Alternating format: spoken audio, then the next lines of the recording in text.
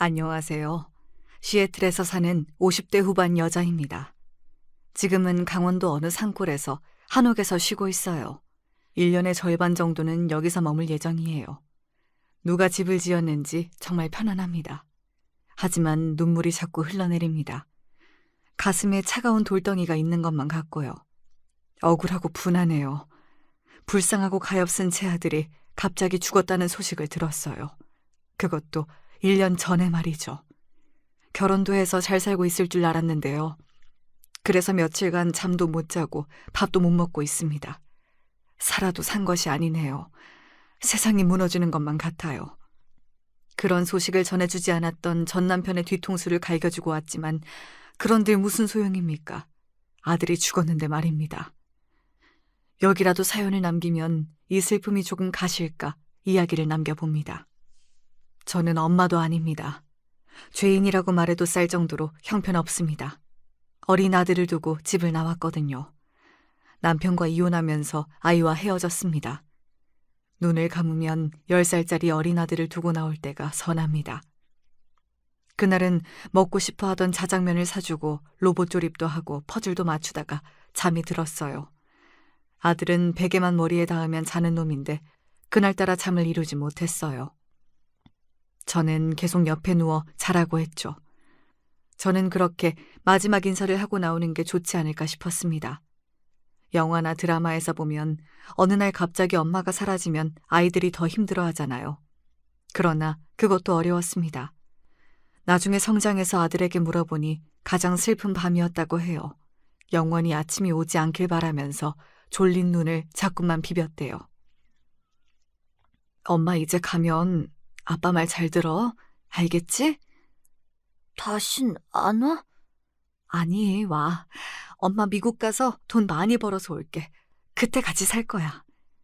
지금 같이 살면 안 돼? 지금은 어려워. 아빠가 때려서 그렇지. 얼른 자. 내일 학교 늦겠다.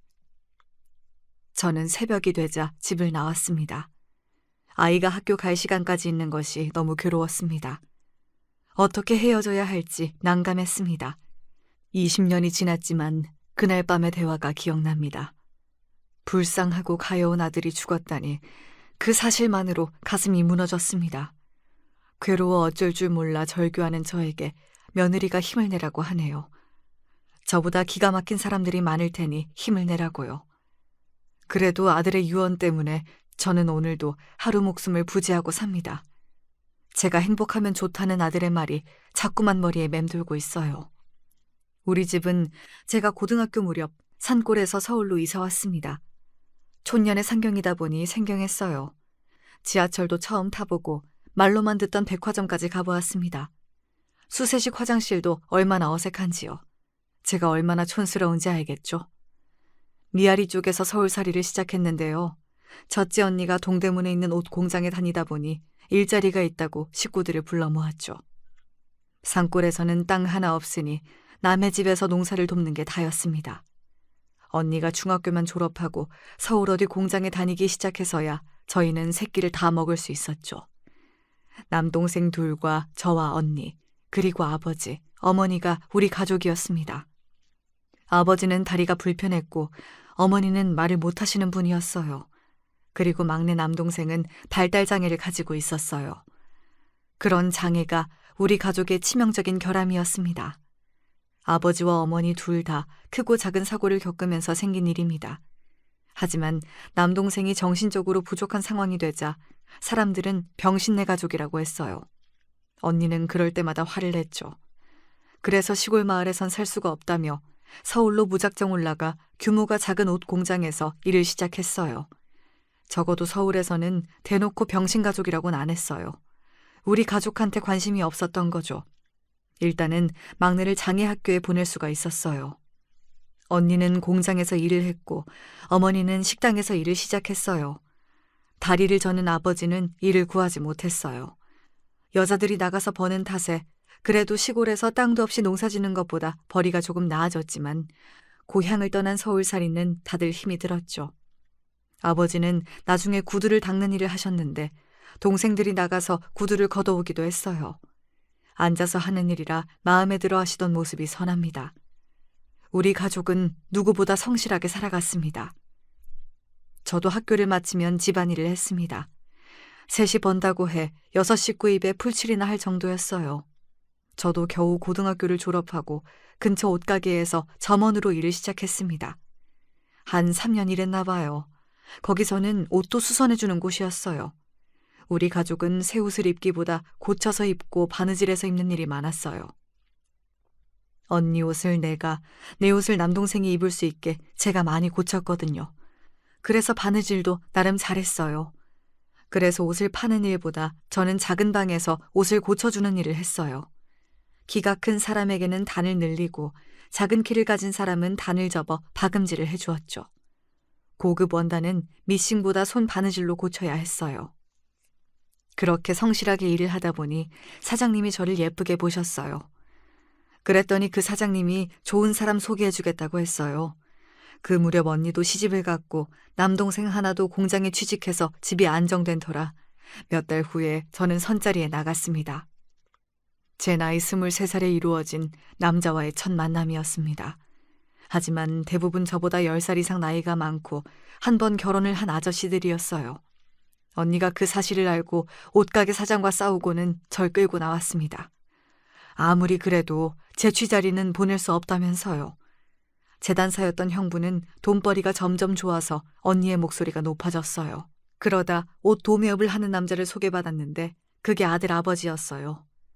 저보다 5살이나 많은 남자였는데 동대문에서 도매 가게를 운영한다고 했어요. 다방에서도 소리도 안 내고 커피를 마시는 모습이 좋았습니다. 양품점 사장이 소개해준 아저씨들은 후룩후룩 소리를 내고 마셨거든요. 그게 아들 아빠 전 남편과의 첫 만남이었습니다. 다른 것은 다 필요 없고 시어머니를 모시고 살아야 한다고 했어요. 저는 그게 뭐 어렵나 생각했는데요. 시어머니가 아버지처럼 다리가 불편한 분이었어요. 어쩐지 더 친근하게 느껴졌습니다. 남편과의 정보다 시어머니와 애틋함이 더 생긴 것이 그 때문이라고 볼 수도 있겠죠. 그리고 이 남자도 애잔하게 느껴졌어요. 부모의 몸이 불편하면 자식들은 마음이 불편합니다. 주변 시선도 좋지 않고요. 그래서 결혼을 결심했습니다. 신혼 때는 아무 문제 없이 잘 지냈지만 어느 날 술만 마시고 오면 모두 그렇게 폭력적으로 변했습니다. 옷가게에서 일한 것이 맞느냐부터 전에 사귄 남자들 다 불어라 등 이상한 말만 했습니다. 언니가 와서 애는 남자고 뭐고 남편이 처음이라고 해도 믿지 않았습니다. 남편은 평소에는 예의 바르고 얌전한 사람이지만 술만 먹으면 인격이 변하듯 이상해졌어요. 문제는 또 하나가 있었죠. 언니한테 기분이 나빴던 옷가게 사장이 제 결혼식에 왔었는데 제가 남자에게 인기가 많았다며 얌전한 고양이 부뚜막에 먼저 올라간다고 겉만 봐서는 모른다고 했대요. 일부러 그랬는지 아니면 우리에게 양심이 있었던 건지는 저도 파악이 되지 않아요. 오죽하면 언니가 다시 가서 따져 물어도 그런 말 한 적이 없다고 한 걸로 봐서는 의도적으로 한 이야기 같았어요. 하긴 제가 그만둔다고 할 때도 언니가 소개해준 남자가 얼마나 좋을지 두고 보겠다고 했거든요. 자기가 소개한 제 취자리라도 그 남자가 공부도 시켜준다고 했다며 좋은 데로 시집가라고 했어요. 지금이면 명예훼손으로 고소라도 하죠. 억울하고 화가 났어요. 하지만 그때는 저도 사회 경험이 없다 보니 대꾸도 못했습니다. 아무리 옷가게 사장이 한 말이 마치 증거라도 있는 것처럼 남편은 저에게 화를 냈습니다. 소개해준 언니에게 좋은 여자 맞는지 입증하라고도 했어요. 도둑이 제발 저린 것처럼 남편의 사생활이 어지럽다 보니 저도 그런 여자로 생각된 모양입니다. 남편의 사생활이 복잡하다는 것도 아들을 낳고 알았거든요. 그때 언니가 얼마나 미안해하던지. 하지만 결혼 선택은 제가 한 것이니 누굴 원망할 수나 있는 차원이 아니었습니다. 인기 많은 여자. 그 말에 남편은 슬슬 본색을 드러냈습니다. 낙이 몇 대가 나중에는 아무거나 잡히는 대로 때리기 시작했어요. 시어머니가 말리려고 해도 다리가 불편하니 그것도 쉽지 않았죠. 시어머니가 못 들어오게 문을 잠그고 저에게 폭력을 행사했습니다. 폭력의 정도가 심해지자 저는 형부에게 도움을 요청했죠. 형부는 남편 가게로 찾아가 흠씬 패주고 온 적이 있어요. 사람들 우르르 몰고 가서 으름장도 놓았고요. 한 번만 더 때리면 죽여버린다고 경고도 했대요. 그런 일이 있으면 그 후 몇 달은 잠잠하기도 했어요. 남편 가게는 밤에 시작해서 아침에 끝납니다. 전국 각지에서 옷 소매업을 하는 사람들이 옷을 사러 오는 곳이니 한밤중에 손님이 가장 많아요. 퇴근은 아침 9시나 10시인데 그때부터 여는 술집도 있어요. 거기서 오후 2시까지 술을 먹고 오기도 했어요. 저는 그럴 때면 일부러 저는 동네 놀이터로 나갔습니다. 이럴 줄 알았으면 옷가게 사장이 권해준 배 나온 아저씨를 만나나 볼 걸 하는 후회도 했지만 거기라고 제 신세가 별반 달라지지 않았겠죠. 언니가 남편에게 술 좀 먹지 말라고 말려봐도 소용이 없었어요. 그렇게 오후 8시쯤 일어나 밥을 먹고 다시 가게로 나가는 것이 남편의 루틴인데요. 남편과 정답게 이야기를 나눈 시간도 별로 없었어요. 밤에 나가서 아침에 들어와 자다가 나가는 게 일이었으니까요. 술을 안 마시면 자기 어머니에게도 잘하는 효자 아들인데 술만 마시면 저를 붙잡고 시비를 걸었어요. 미친 사람처럼 변하는 모습에 저는 요즘도 술이 싫어요. 너 시골에서 사고 쳐서 서울 올라온 거지? 대답 안 해? 그리고 밤에 어디 싸돌아다녔어? 어? 집에 종일 있었는데요. 그리고 언니가 공장에 다녀서 서울로 올라왔다고 몇 번을 말해요. 아니 집에만 있었다고요. 어머니에게 물어보세요. 제가 어딜 나갔다 왔는지 종일 어머니랑 함께 있었다니까요. 그만 못하니? 애 종일 나랑 있었어. 도대체 왜 그러는 거야? 제가 보기엔 때릴 명분을 찾는 게 보였습니다. 심심하면 똥개 괴롭히듯 방 안에 앉아있는 제가 못마땅한 것 같았어요. 그렇게 내가 싫어요? 왜 나만 보면 으르렁거려요? 시끄러워, 이 나쁜 년아. 왜 그러냐고요. 왜 나빠요, 내가? 당신 엄마 모시고 사는데. 지금 생각하면 남편은 돈이 필요한 모양이었어요. 그때 형부가 돈을 조금 만진다는 소문이 있었는데 자기한테 빌려주지 않는다고 투덜거렸어요. 그 후에는 술 먹고 괜히 시비를 걸었습니다. 제가 걸음을 이상하게 걷는다고 머리통을 때리고 아침에 자기 보고 웃지 않는다고 뺨을 때린 적도 있었어요. 그러다 언니가 돈을 빌려주면 몇 달간은 잠잠했습니다. 그래서 전 언니와 형부에게 돈을 빌려주지 말라고 했습니다.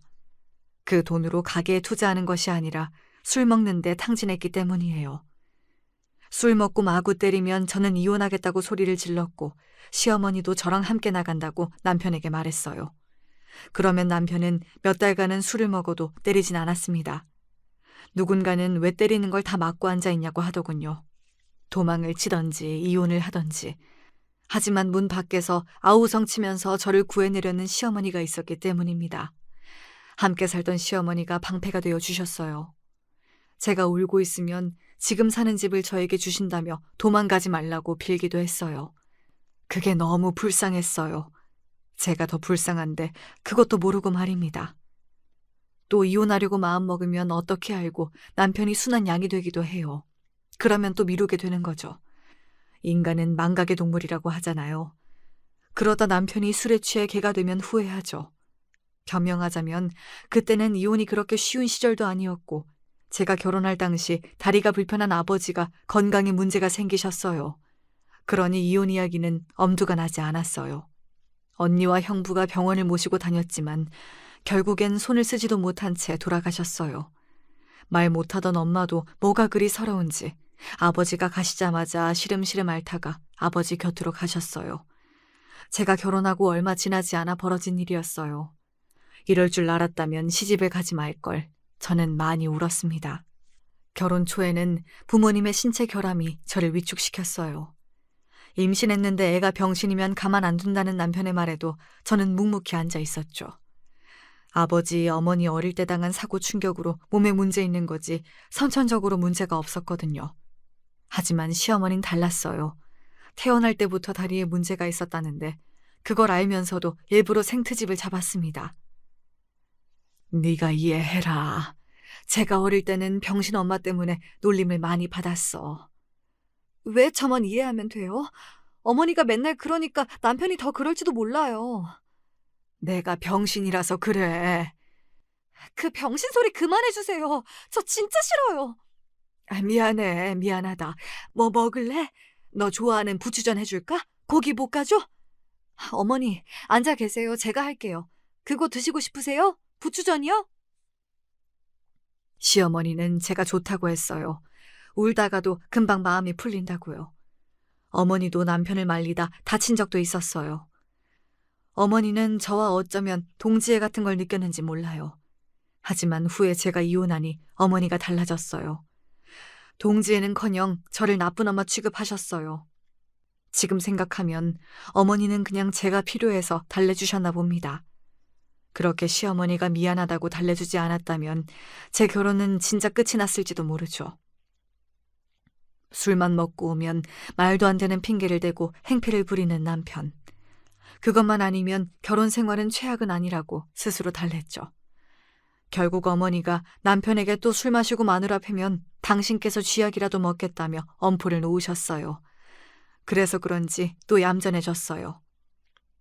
저는 결혼하고 2년 만에 아이를 가졌습니다. 어머니가 쥐약을 들고 난리를 치니 그제야 정신이 들긴 했는지 저한테 미안하다고 사과도 했어요. 다행히 임신하니 초반에는 술을 마시지 않았어요. 시어머니의 강경한 태도와 새로 태어난 아들 때문에 남편이 변했다고 생각했어요. 술 먹고 들어오는 날도 거의 없었고 나름대로 착실하게 사는 것처럼 보였습니다. 다행이다.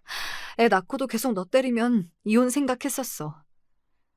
요새는 술은 안 먹고 오는데 퇴근이 늦고 아예 안 들어와. 밤낮이 바뀌는 직업이라 아침에 사우나에서 피곤이라도 푸나 보지. 저번에 내가 말했지? 우리 가족 다 미국으로 이민 갈 거야.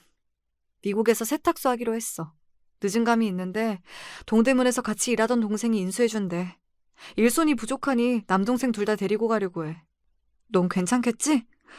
진짜 네 남편 계속 그런 식으로 굴면 이혼하고 미국에 데려가려고 했는데. 애 생기고 괜찮아졌어. 부모님이 돌아가시니 형제끼리 만나는 일도 거의 없어졌는데요. 그래도 언니는 남동생을 다 챙겼나 봅니다. 저는 제 몸 하나 건사하는 것도 힘들었거든요. 그래서 언니는 좋은 남자를 만났을까 싶네요. 우리들을 위해 희생을 많이 했거든요. 이제는 금정적으로 안정이 되면서 언니는 평온한 얼굴을 했습니다. 돈이 있으면 아무도 우리 집안 무시 못한다며 자기가 꼭 집안을 일으킨다고 했는데 말입니다. 성실한 형부가 재단사로 눈코 뜰 새가 없었고 애들도 셋이나 되는데 그중에서 운동하는 조카도 있어 언니는 뒷바라지에 몰두하게 되었어요. 조카들의 미래도 그렇고 남동생들의 장래도 미국에서 시작하는 것이 좋다고 언니가 말했어요. 특히 장애가 있는 남동생은 좋은 교육을 받을 기회가 있다고 했으며 다른 남동생은 미국에서 형부의 일을 돕기로 했대요. 모두 평온해졌다며 언니는 저의 손을 잡았습니다.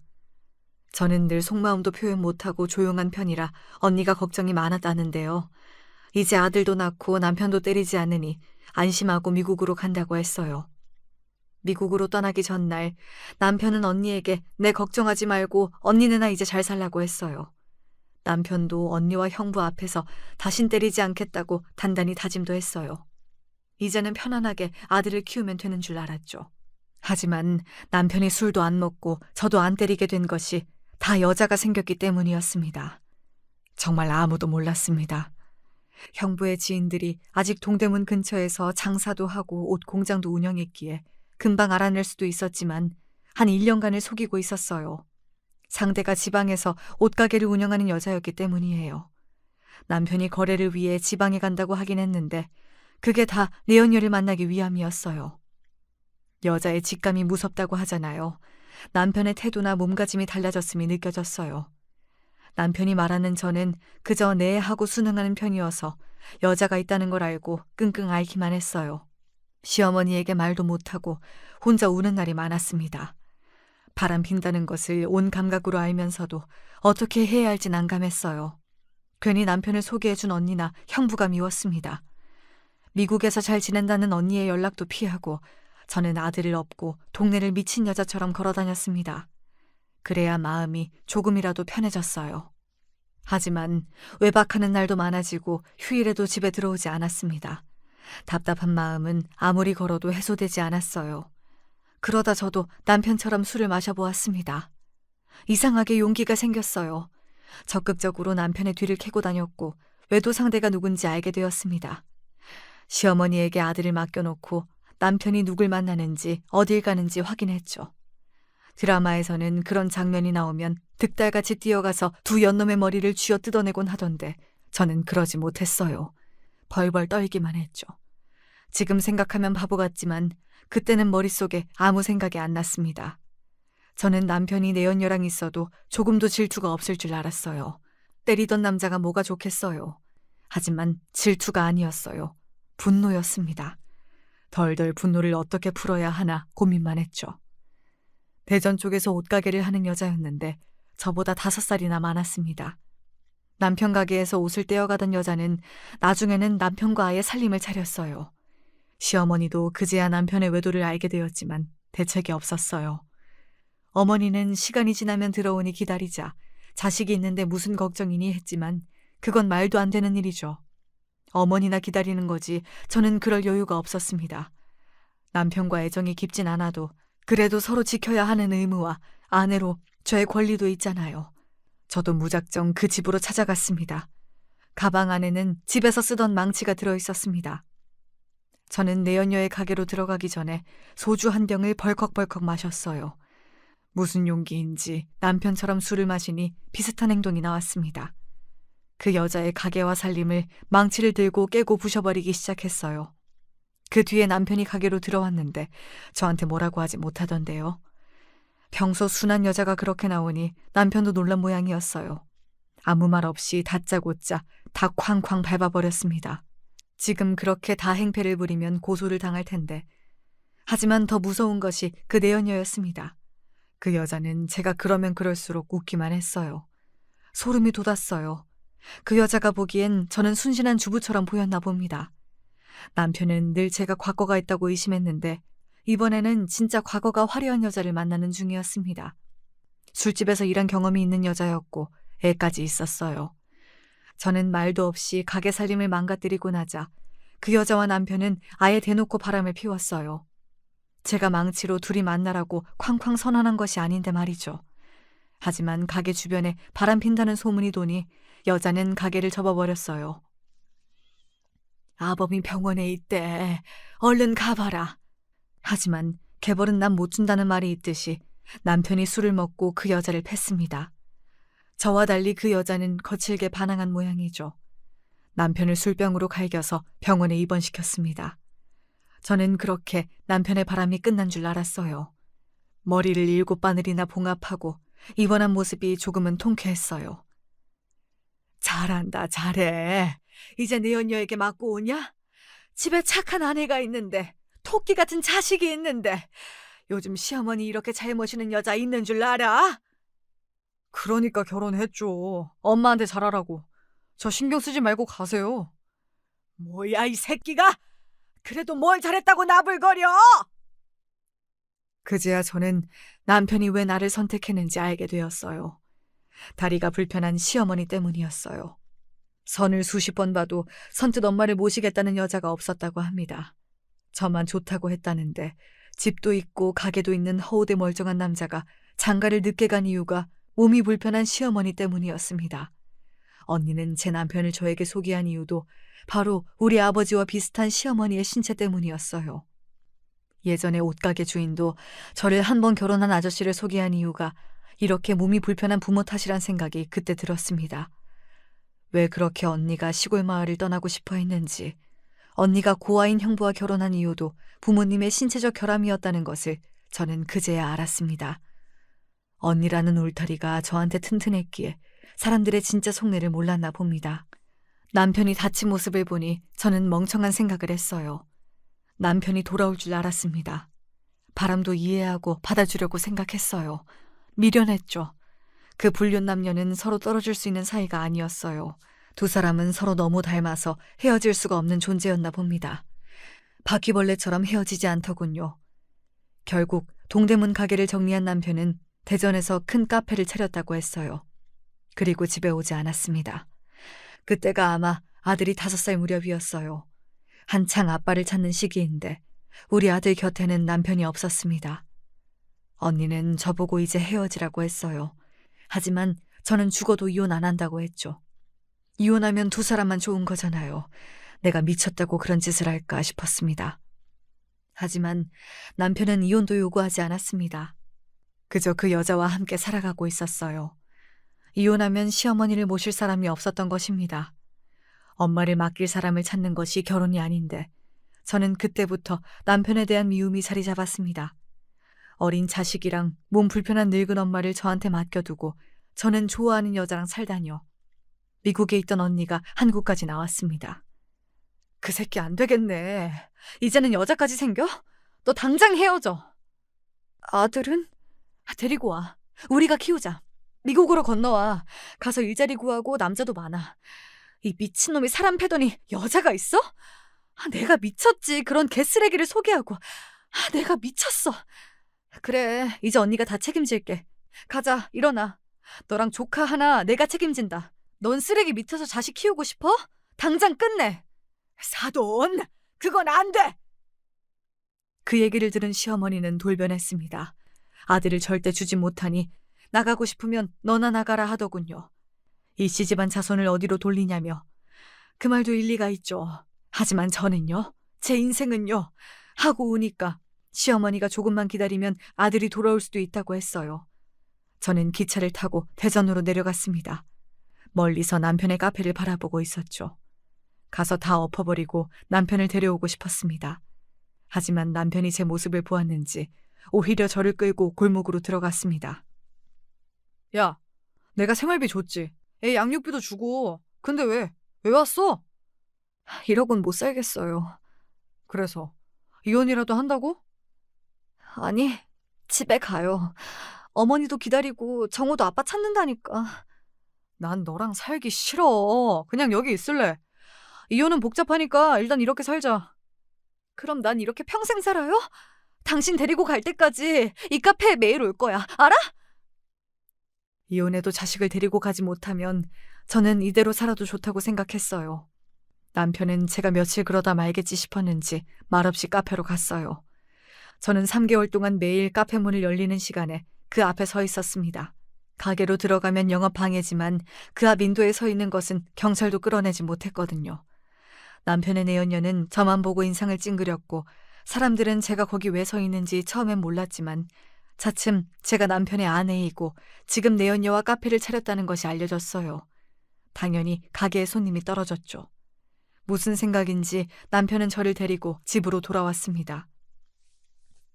너 내가 가만히 있으라고 했지. 근데 왜 이러는 거야? 죽고 싶어? 나랑 그렇게 살고 싶으면 살아줄게. 그 대신 넌 내 손에 죽는다. 저는 함께 잘 살 수 있다고 생각했지만 남편은 술을 마셨고 저를 때렸습니다.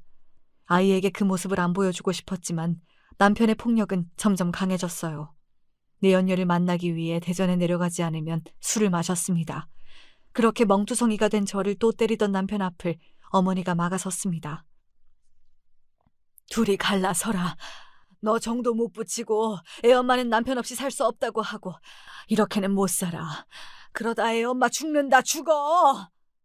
그러니까 카페 앞에 왜 서 있어? 너 때문에 잘 나가던 가게 말아먹었잖아. 그냥 가만히 있으면 되는데 왜 그러는 거냐? 저는 그렇게 버티다가 그만 살기로 마음을 먹었습니다. 누구는 자식 보고 그대로 참고 살라고 하고 다른 사람은 당장 이혼하고 나오라고 하지만 선택은 늘 쉽지 않았습니다. 30인데 자식 놓고 나가. 그래야 재혼이라도 하지. 그래도 어떻게 자식을 놓고 나가요? 제가 데리고 가면 안 돼요? 저 재혼 안 하고 애만 키울 건데요. 네가 먹고 살 순 있어? 우리는 땅도 있고 집도 있는데 넌 없잖아. 내가 위자료 챙겨줄 테니 가라. 그게 너 사는 길이다. 내가 우리 아들하고 손자만 생각해서 너 붙잡아두고 싶지만 네 인생 불쌍해서 안 돼. 얼른 갈라서. 하루에도 몇 번씩 짐을 싸서 나갈까 하다가도 자식이 밟혀 다시 주저앉을 때가 많았습니다. 그러던 중 남편의 내연녀에게서 전화가 왔습니다. 만나서 할 말이 있다고 했습니다. 드라마에서 많이 보던 장면처럼 여자를 다 뜯어주면 속이 후련해질까 싶더군요. 하지만 내연녀는 너무나 당당했습니다. 카페 손해가 얼만 줄 알아요? 그게 나한테 할 말이에요? 내가 저번에 가게 부신 것은 이해했잖아요. 그거 미안한 마음이 있어서 그랬어요. 하지만 한 번으로 끝내야지. 이렇게 길게 이어지면 어떡해요. 아무튼 그 일로 저희 손해가 막심해요. 그래도 다시 한번 호프집 오픈해요. 거기마저 오시면 안 돼요? 그 말 하러 온 거예요? 당신 남편하고 사업자 파트너예요. 말이 사업이지. 함께 살잖아요. 그거야 비즈니스 차원이고. 당신 남편이랑 결혼할 마음은 없어요. 그냥 그대로 계시면 돼요. 아니면 이혼이라도 할 수 있어요? 네, 합니다. 왜 못해요? 그렇게 하세요. 괜한 걱정했네. 미안한 마음은 없어요? 미안한 걸로 퉁 쳤잖아요. 우리 옷가게 망치고 카페 장소도 망하게 한 것. 그거면 됐지. 상당히 미안하니 나도 가만히 있었던 거죠. 평생 이러지 마세요. 이젠 안 참아. 네? 정호 대학이라도 보내려고 하면 가만히 있어요. 남편 돈 벌어야 애 학교도 보낼 수 있는 거 아니에요? 나도 당신 남편하고 헤어지고 싶어도 돈으로 얽혀 있어서 쉽지 않아요. 남자, 여자, 바람, 동물적인 본능으로도 피는 건 맞지만 우리처럼 돈으로 얽혀 있는 관계가 훨씬 많아요. 내가 언니 같아서 하는 말인데 당신 돈 있으면 남편 금방 집으로 들어가요. 근데 당신 돈 없잖아. 내 옆에 당신 남편이 죽치고 있는 것도 내가 돈이 있어서 그래요. 동대문 가게 망한 거 모르죠? 당신들 편하게 살았으니까. 당신 남편은 망해서 나한테 온 거지. 나랑 살림을 차려서 망한 게 아니에요. 이때까지 내가 댁들 생활비 지원도 했는데 너무 나만 나쁜 년 만들지 마세요. 내연녀는 언성도 하나 높이지 않았습니다. 기둥서방이라도 하나 있어야 사업하기 편하다며 제 남편이 그런 역할을 하는 거라고 하더군요. 그래서 죽어도 헤어지지 않으니 저는 제 갈 길을 가는 것이 맞대요. 저는 기가 막혔습니다. 그래서 자신처럼 돈이 없으면 자식도 놓고 나가야 정호 장래에 도움이 된다고 저에게 훈계했어요. 자기가 정호 대학까지 보내줄 것처럼 말하며 오히려 저를 걱정했습니다. 무슨 내연녀가 선생도 아니고 주제에 저를 가르치고 있네요. 화를 내자니 내연녀의 말에 반박할 힘이 없었습니다. 저는 말도 못했어요. 중요한 것은 저는 능력이 없다는 겁니다. 그날로 저는 언니에게 전화했습니다. 미국에 가서 돈을 벌고 싶다고요. 돈을 벌어서 아들을 데리고 오자는 계획을 마음속에 새겼죠. 그렇지만 그걸 시어머니에게 들키면 안 될 일이었어요. 저는 남편에게 이혼하겠다는 뜻을 밝혔고 그 절차가 진행되었습니다. 시어머니 모르게 했어요. 그리고 3년 뒤에 아이를 찾으러 오겠다고 말했습니다. 그 조건으로 저는 위자료도 없이 이혼을 했습니다. 저는 3년 안에 미국에서 돈을 많이 벌겠다는 꿈을 가지고 있었어요. 그래서 그날 자식을 놓고 집을 나왔습니다. 하지만 세상 일은 제 뜻대로 되는 일이 없었습니다. 저는 미국 초청 비자가 나오지 않았어요. 미국으로 정식 입국이 되지 않는다는 겁니다. 미국 대사관에서 저를 거부했어요. 제가 이혼을 했고 변변한 직업이나 예금도 없으며 형부가 초청한 업무와 저는 무관하다고 대사관에서 임의로 판단했어요. 계속 가정주부로 있다가 갑자기 형부의 재단 일을 하기 어렵다는데 그거야 사실이죠. 미국으로 갈 수 있을 줄 알았는데 저는 그 당시 죽고 싶었습니다. 이혼 전부터 언니와 상의해서 결정한 일이 이렇게 틀어질지 몰랐습니다. 그 당시 한국 젊은 여성들이 미국으로 불법 취업해서 율락업에 종사하는 일이 많아져 입국 심사가 까다로워졌다고 했어요. 아마 지금이면 쉽게 가능할지 모르죠. 엄마가 미국 가서 돈 많이 벌어올게. 아들에겐 그렇게 말했는데 저는 당장 라면 하나 살 돈도 없었어요. 언니는 미국에 사는 남자와 결혼해서 입국하는 과정도 있다며 선을 보라고 했지만 저는 남자도 결혼도 다 신물이 난 상태였습니다. 어쩌면 저는 남편의 울타리에서 안주하던 한 마리 양이라는 생각이 들었습니다. 무서워서 세상에 나가지 못하고 벌벌 떠는 양으로 살다가 죽긴 싫었습니다. 무작정 옷수선공을 구한다는 곳을 찾아가 일을 시작했어요. 지금 당장 미국에 못 가도 언젠가 갈 수 있다는 희망을 보고 말입니다. 제가 옷수선 경험이 있기에 가능했어요. 바늘에 무수히 찔려가며 옷을 고치고 매만졌습니다. 시어머니에게 전화를 걸어 아들이 잘 있나 물어보고 싶어도 이혼한 후에는 그게 참 어려웠습니다. 늘 아들을 그리워했지만 연락마저 끊고 1년간 일을 하고 나니 다시 미국으로 들어갈 기회가 생겼습니다. 형부가 운영하는 세탁소에서 옷 수선하는 사람이 필요하다는 연락이 왔습니다. 제가 한국에서 일을 하고 있다는 증명을 보고 미국 대사관에서 입국 신청이 떨어졌습니다. 저는 미국으로 가자마자 세탁소에 딸린 1평도 안 되는 작은 방에서 옷을 수선했습니다. 아침 9시부터 저녁 9시까지 쉬지 않고 옷을 매만졌습니다. 내 손으로 집을 장만하고 아들을 데려올 생각만 가득했습니다. 세탁소에서 죽도록 일했습니다. 아들에게 돈을 보내줄 요량을 말입니다. 돈이 생기면 아들 명의의 통장으로 돈을 보냈습니다. 한국에 있던 1년 동안은 먼 곳에서 학교 가는 아들 뒷모습을 본 적은 있지만 이곳 시애틀에 와서는 아들의 모습을 보지 못해 우울증과 향수병에 시달리기도 했어요. 돈을 차곡차곡 쌓여 아들하고 함께 살 생각하며 다시 마음을 다잡았습니다. 일을 많이 했기에 목 디스크와 관절염이 찾아왔지만 저는 계속 바느질을 멈추지 않았습니다. 언니는 미국에 왔으니 관광이라도 하라 했지만 저는 그럴 여유가 없었어요. 미국인지 시애틀인지 알지도 못했어요. 조카들은 다들 좋은 학교도 다니고 있었습니다. 그게 참 부러웠습니다. 공부를 열심히 하고 자기가 하고픈 일을 찾아 공부하는 모습을 보니 아들이 더 보고 싶었습니다. 그리고 5년이 지났을까요? 아들이 중학교 다닐 무렵 저는 한국으로 전화를 걸었습니다. 아들, 엄마야. 이제 함께 살 수 있어. 엄마 명의 아파트도 있고 너 데리고 오려고 진짜 노력 많이 했어. 여기 미국 시애틀 이모네야. 비행기표 보낼게. 아빠가 그러자고 예전에 약속도 했어. 저는 아빠랑 살래요. 그럼 전화 끊습니다.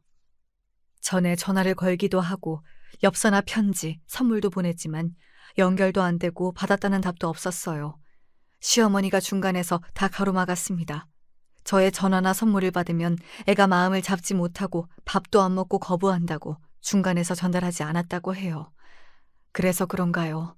아들은 저에게 쌀쌀맞게 대했습니다. 제가 아무리 전화를 걸어도 아들은 받지 않았어요. 정말 죽기보다 싫지만 전 남편에게 전화를 걸어 도대체 애가 미국으로 오지 않는 이유를 물었습니다. 친구 있고 할머니 있고 다 있는데 네가 오라면 당장 가냐? 벌써 6년이나 지났어. 돈이나 보내. 그러면 생각이 달라지겠지. 남편은 여전히 저를 무시하는 말투였습니다. 그러는 사이 시어머니가 돌아가셨다는 연락을 받았습니다. 저는 전 남편이랑 연락하는 것은 싫었지만 아들이 저를 피하기에 어쩔 수가 없었습니다. 그리고 4년이 지나니 아이가 벌써 20살 성인이 되고 말았습니다. 저는 미국 생활을 정리하고 한국으로 들어가겠다고 언니에게 말했죠. 미국에서 8년 정도 돈을 모았기에 한국에서 아들을 보고 싶었습니다. 수도권의 작은 아파트 정도를 얻을 수 있는 돈과 어느 정도의 생활비를 가지고 한국에 들어갔습니다. 시어머니는 돌아가셨고 남편은 아직 그 내연녀와 함께 지내고 있었어요. 연인 관계는 아니라고 하더군요. 관심도 없는 이야기 그만하고 아들이 어디 있는지 알려달라고 하니 군대에 있다고 했습니다. 저는 군대에 있는 아들을 만나기 위해 통닭이나 김밥을 사들고 갔습니다. 다른 집 아들은 다 나오는데 내 아들만 부대에서 안 나오는 겁니다. 만나기 싫다는 말에 저는 자리에서 주저앉고 말았어요. 전 남편이 어떻게 말했길래 애가 저를 싫어하는 걸까요? 저의 관절에 문제가 상당했기에 심한 스트레스를 받으니 몸에 마비가 왔습니다. 그래서 병원에 입원하고 나오고를 반복했죠. 그러다 보니 아들도 제대할 무렵이 되었습니다. 저는 군대에 있는 아들에게 매일 편지를 보냈습니다. 답이 오길 정말 기다렸지만 끝내 오지 않았어요. 그러던 어느 날 한 젊은 남자가 찾아왔습니다. 바로 아들이었습니다. 저는 말도 못하고 계속 울었어요. 그러다 진정이 되니 아들이 인사를 했습니다.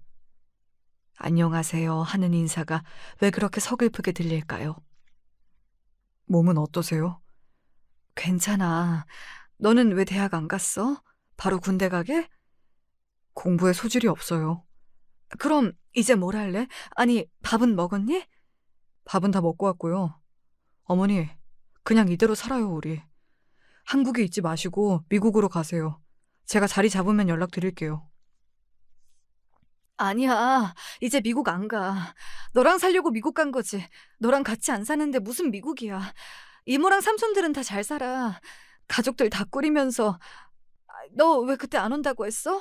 중학생 때 말이야. 할머니 아픈데 어떻게 가요? 그때 할머니 아파서 돌볼 사람이 없었어요. 너 아빠는 뭐하고? 아시면서 뭘 물어요. 아버지 술 먹고 나중에는 저랑 할머니 괴롭혔어요. 그럼 너 미국에다 연락해야지. 엄마한테 도와달라고. 아버지가 엄마 미국에서 재혼했다고 그러던데요. 누가 미쳤어! 아니야. 너랑 살려고 죽도록 일만 했어. 엄마, 아빠랑 연락하지 마세요. 돈도 절대로 주면 안 돼요. 뭐? 왜? 엄마, 미국 도로 가세요. 여기 있다가 아빠랑 얽혀서 좋은 거 하나도 없어요. 아빠는 돈 생기면 안 되는 사람이에요. 이제는 도박도 해요. 같이 사는 아줌마도 학을 뗐어요. 호프집 하는 아줌마 말이에요. 아들의 말에 저는 하염없이 울었습니다. 내가 그동안 보내준 용돈을 중간에 이 남자가 다 가로챈 모양이었습니다. 그 당시에도 아들은 제가 미국으로 간다고 하면 할머니 요양원으로 넘기고 저한테 돈을 달라고 해코지할까, 안 산다고 했다면서 마지막 헤어질 때 함께 만난 로봇을 아직도 간직하고 있다고 했어요. 저 엄마 너무 보고 싶었는데 그래도 참았어요. 엄마라도 행복하면 돼요. 아니야. 난 너 없어서 하나도 안 행복했어. 너 없으면 그게 행복 아니야. 그래도 미국이면 여기보단 행복할 수 있잖아요. 아버지랑 연락 끊을 거니까 엄마도 연결하지 마세요. 제 번호 없앨 건데 나중에 제가 연락드릴게요. 아들은 무슨 일을 하는지 알려주지 않고 다시 떠나버렸습니다. 아비라는 인간이 더 망가졌다는 것이 어이가 없었습니다. 전화를 걸어 따져 물으려고 해도 아들 말대로 다 지난 일이라고 생각했습니다. 저도 미국에서 돌아가 모든 재산을 정리하고 한국으로 다시 돌아왔습니다. 그 후 아들이 연락이 왔습니다. 지방에서 집을 짓는 일을 한다고 했어요. 어릴 때부터 만드는 것을 좋아하던 놈이었는데 한옥을 짓는 어려운 일을 선택하다니 그래도 대견했어요. 저는 한국으로 돌아와 아들 줄 아파트를 장만했습니다. 결혼이라도 한다고 하면 줄 요량이었죠. 당분간 서울에 있으면서 아들의 연락을 기다렸습니다. 아들은 가끔 서울로 올라와 저와 밥도 먹고 이야기도 했어요. 그러던 중 몇 달간 아들과 연락이 끊겼습니다. 저는 걱정이 너무 되어 밤잠을 설쳤는데요. 알고 보니 전 남편이 사고를 크게 쳤다고 했습니다. 술 먹고 멀쩡한 가게를 차로 들이박았다고 했어요. 그래서 병원비에 가게 보상비까지 마련해야 한다니 저는 전 남편이 있다는 병원으로 뛰어갔습니다. 도대체 그 인간은 왜 그러는 거야? 미쳤어? 술을 아직도 먹어? 이혼 잘했다고 했지? 엄마, 제가 다 알아서 할 테니까 가셔도 돼요. 여기 뭐하러 오세요? 엄마, 절대 아빠 만나지 마세요. 제 부탁이에요. 그리고 몇 달 후 전 남편이 저를 찾더군요. 전화로 밥이나 먹자고 하길래 전화를 끊어버렸습니다. 그러자 제가 사는 곳까지 어떻게 알았는지 찾아왔어요. 돈 좀 벌었다고 하던데? 상관 말고 가세요. 만나는 남자 있어? 내가 당신인 줄 알아요? 애 주라는 용돈이나 학비 다 가로채더니 당신 내가 씹어먹어도 시원치 않아요. 알아? 돈이 없으니까 쓰지. 돈 좀 있어? 가요. 여길 왜 와? 당장 갈 곳도 없고. 당신 내연녀한테 가요. 당장 꺼져요. 야, 너 진짜 많이 컸다. 미국 가더니 성질만 키웠냐? 미국 놈은 만나봤어? 당장 안 꺼져? 경찰 부른다! 이 남자, 내가 돈 있다는 건 어떻게 알았을까요? 하긴 형부가 아직도 동대문 시장 사람들하고 연락을 주고받고 있으니 알게 되었을까요? 왠지 불안했어요. 남편이 다가오자 무서웠어요. 몸이 먼저 반응한다고 하듯이 또 폭력을 쓸까 무서웠습니다. 그래서 아들 말대로 미국에 가 있기로 했어요. 그렇게 한국과 미국을 오가다 보니 세월이 지났고 아들이 결혼할 여자를 소개한다고 하네요. 그래서 아들에게 아파트를 선물하기로 했어요. 예전부터 제가 모아둔 돈으로 산 아파트 말이에요. 아들은 이곳저곳을 돌아다니며 집을 만들기에 서울에다 신혼집을 마련해도 나쁘지 않다고 했거든요. 전 해드린 것도 없어요. 아니야. 이렇게 잘 자란 것이 엄마한텐 선물이야. 고맙다, 아들. 저는 아들의 손을 꼭 잡았습니다. 문제는 결혼식이었는데 아들은 아내와 의논했다며 생략하기로 했대요. 아버지와 어머니 또 만나는 것도 싫고 결혼할 여자의 부모도 안 계신다고 했어요.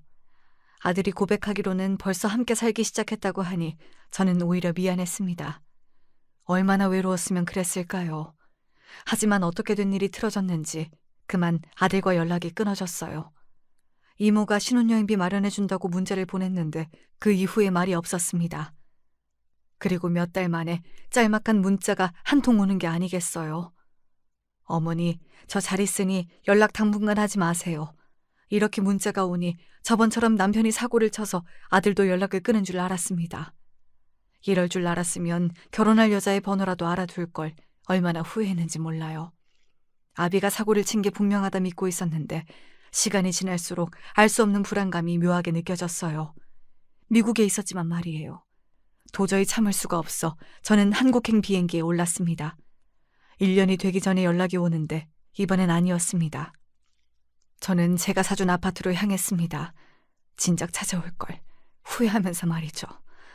딩동 제가 벨을 눌렀을 때 여자가 나왔습니다. 아마 아들과 같이 사는 여자 같았어요. 누구? 안녕하세요. 저 이정우 엄마입니다. 어머, 살아 계셨어요? 무슨 말이에요? 아니, 아버님이 돌아가셨다고. 나를? 네, 돌아가셨다고 하니 제가 연락을 못 드렸어요. 정우랑 연락이 안 돼서 결혼은 한 거죠? 모르세요? 왜요? 우리 정우 무슨 일 생겼어요? 여자는 갑자기 울음을 터뜨렸습니다. 한참을 울더니 아들이 한옥 지붕에서 실수로 떨어져 머리를 크게 다쳤는데 출혈이 멈추지 않았고 한 달을 사경을 헤매다 죽었다는 겁니다. 그 사람 죽었어요. 뭐라고? 그 사람 죽은 지 1년이 넘었어요. 아버님이 어머님도 돌아가셔서 안 알려도 된다고 했어요. 장례식장도 다녀왔다고 하셨던데요. 저는 부르르 떨고 있는데 엘리베이터 문이 열렸습니다. 전 남편이 나오는 게 아니겠어요. 저는 핸드백으로 전 남편의 머리를 내려쳤습니다. 미친놈, 죽어버려. 너 같은 걸 진즉에 이렇게 패 죽일걸. 인간 말종, 미친 새끼. 저는 온갖 욕을 퍼부어가며 그 남자를 팼습니다. 여길 어떻게 알고 왔어? 여기 내가 내 아들한테 사준 집이야. 내가 왜 죽어? 우리 아들 네가 죽였지? 그래, 네 놈이 죽였지? 불쌍한 내 아들 미친놈 네가 죽인 거라고! 저는 절규했고 가슴을 쥐어뜯었습니다. 내가 그때 아들을 데리고 나와서 반지방이라도 함께 살았으면 달라졌을까요? 이 인간이 보험금 저한테 안 주려고 안 알렸던 모양이에요. 한 달 동안 사경을 헤매다 간 아들이 너무 불쌍했어요. 자식 두고 나간 사람의 말로네요. 이렇게 가슴이 무너져 내릴 수가 없었습니다. 그딴 보험금이 뭐라고 말이죠. 저는 남편과 내연녀가 운영하는 호프집으로 달려갔습니다. 현수막을 들고 서 있었죠. 아들 보험금 타려고 전 부인한테 아들 죽음을 알리지 않는 죄. 그렇게 적어놓고 말입니다. 그런 곳에서 술 마시 날 리가 없죠. 결국 내연녀는 미친놈이라고 남편을 내쫓았습니다. 변호사에게 달려가 보니 아비가 아무리 자격이 없어도 자식의 보험 상속을 받을 수 있다고 하네요. 제 아들이 자식이 없다 보니 사실혼 자격이 되는 며느리와 전 남편, 그리고 저까지 돈을 나눠받을 수 있다는 말에 눈물이 흘렀습니다. 며느리는 죄송하다면서 우네요. 저는 아들의 보험금을 며느리에게 주고 나왔습니다. 아들이 떨어져 죽었다는 장소를 보러 갔습니다. 거기에는 아들의 손때가 묻은 한옥이 주인을 기다리고 있었습니다. 그 주인이 저라고 하네요. 지금도 여기에 살고 있는데요. 아들이 만든 집이라 그런지 조금 숨을 쉴 수 있네요. 아들과 함께 산 여자, 그 며느리가 말하길 이 한옥에는 추억이 있대요. 저랑 10살 때 마지막 밤을 보내면서 맞춘 퍼즐 그림이 바로 한옥이랍니다. 제가 혼잣말로 이런 데 살면 행복하겠다 했대요. 전 기억이 안 나지만 아들은 그게 가슴에 박힌 모양입니다. 이렇게 한옥을 지어 엄마를 살게 하겠다고요. 며느리가 보험금 받아 이 집을 샀습니다. 지금은 그 아이와 함께 살고 있는데 시집을 보내긴 해야겠죠. 이렇게 제 이야기는 끝이 납니다. 자식이 죽은 이야기 끝까지 들어주시고 감사해요. 전 남편인지 그 새끼가 감옥에 갔다는 이야기는 아직 안 했죠. 보험금 때문은 아니고 그렇게 거짓말을 남발하니 구속을 당한 모양인데 제 인생에서 영원히 지우고 싶습니다. 다들 건강하세요.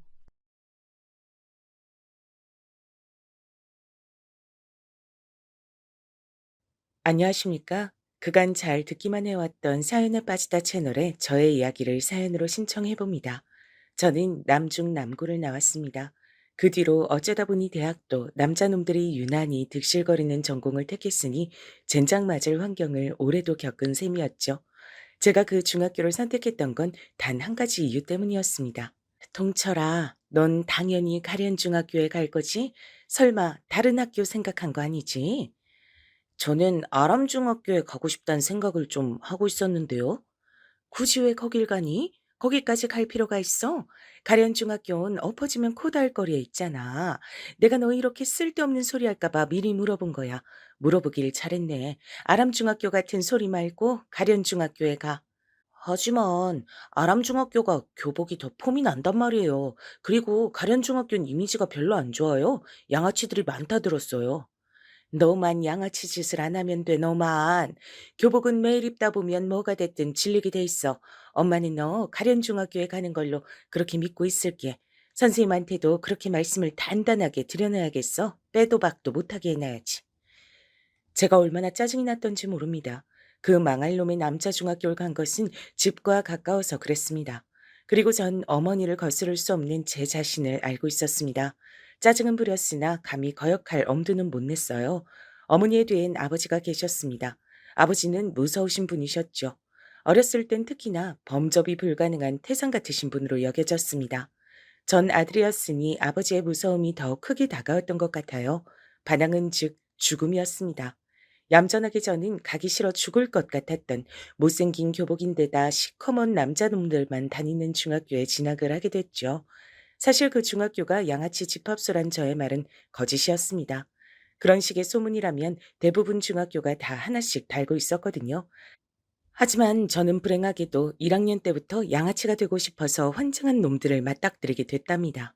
자기들끼리 똘똘 뭉쳐서 소위 일진놀이란 걸 시작했고 무슨 인생의 대선배를 대하듯이 2학년, 3학년 형들에게 깍듯이 굴면서 파벌을 크게 늘려갔습니다. 생각해보면 우스운 일입니다. 불과 몇 주 전까지만 해도 초등학생이었던 녀석들이 교복을 입었다고 해서 난데없이 어깨에 힘을 주고 거들먹거리는 걸음걸이들을 하나같이 장착을 하며 다니는 꼬라지가 가당치도 않았죠. 저는 그런 무리와 어울려 다니고 싶지 않았습니다. 어머니의 말 맞다나 저만 양아치가 되지 않으면 되는 것이라고 생각했어요. 하지만 남자 놈들의 세계란 것은 무식하리만치 단순했습니다. 야, 동철아, 너희 집이 좀 잘 산다면서? 너랑 같은 초등학교 나온 애들이 그러던데? 우리 집이? 글쎄다, 몰라. 난 모르는 얘기야. 너희 집 얘기를 네가 모르면 대체 누가 아냐? 그래서 너희 집 좀 사는 거 맞아, 아니야? 조금은 뒤늦게 양아치 무리에 편입을 한 녀석이 있었습니다.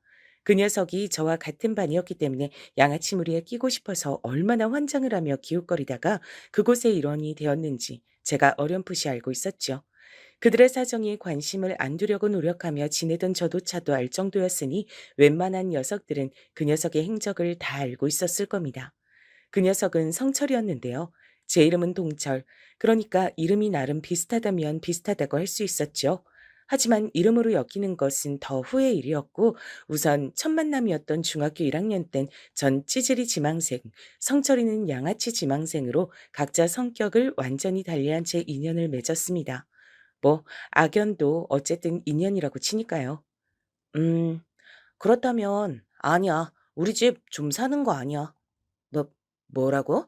내가 들은 것하고는 다른데 너네 아버지가 사업인가 뭐를 좀 하신다 그러던데. 사업하시는 건 맞는데 그렇다고 해서 집이 잘 산다는 얘기랑은 다른 얘기잖아. 암튼 그래서 좀 사는 거 아니야, 우리 집. 제가 태어나게 됐고 했을 때 안 보는 척하면서 이쪽을 다 지켜보고 있었던 같은 반 녀석들이 저마다 푸흡 하면서 웃음을 터뜨렸습니다. 제가 본의 아니게 성철이 녀석을 한 방 먹인 셈이었거든요. 할 말이 없어진 성철이는 넋이 빠진 표정이었습니다. 저에게 뭔가 트집을 잡고 싶은데 머리는 얼른 안 굴러가서 답답해 미치겠다는 듯 곧이어 입맛을 빠르게 다시더군요. 그러나 결국 별 소득 없이 저의 자리 앞에서 물러나야 했죠. 설마 하니 제가 저희 집 잘 사는 거 아니라고 대답할 줄은 몰랐던 모양입니다. 성철이가 왜 저한테 집안 사정을 물어봤겠나요? 답은 하나였죠. 삥 뜯으려고요. 저희 집이 근데 잘 사는 건 사실이었습니다. 성철이의 표현에 따라서 좀 사는 집이었습니다. 아버지께서 괜히 무서운 분이 아니셨어요. 냉정한 사업가 기질이 강하셨기 때문에 어린 제 눈엔 항상 무섭게 보였던 것입니다. 약간은 특이하게도 친가보다 외가가 더 잘 살았습니다. 친가는 형편이 원래 그저 그랬다고 해요. 반면에 외가는 배에 기름칠할 정도는 꾸준히 하고 살아온 집안이라고 익히 들은 바 있었고요. 낭중지추라고 하던가요? 타고난 환경이고 나발이고 그런 것은 아버지의 발목을 감히 잡을 수가 없었습니다.